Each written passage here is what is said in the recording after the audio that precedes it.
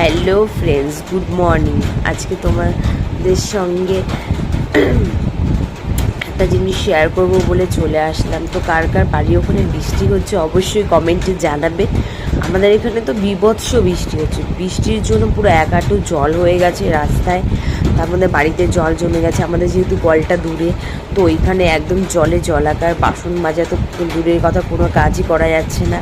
ঘরের সামনে জল আনতে হচ্ছে, ওখানে বসে সব করতে হচ্ছে।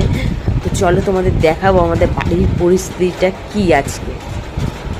এই দেখো, বৃষ্টি হলে আমাদের বাড়ির অবস্থা একদম শেষ।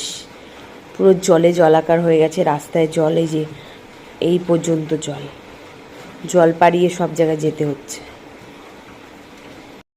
আর কার কার বাড়ির অবস্থা এরকম অবশ্যই কমেন্টে বলবে যে কার কার বাড়ির অবস্থা এরকম হচ্ছে। মানে বীভৎস কষ্ট হচ্ছে। সেই যে কালকে দুপুর থেকে বৃষ্টি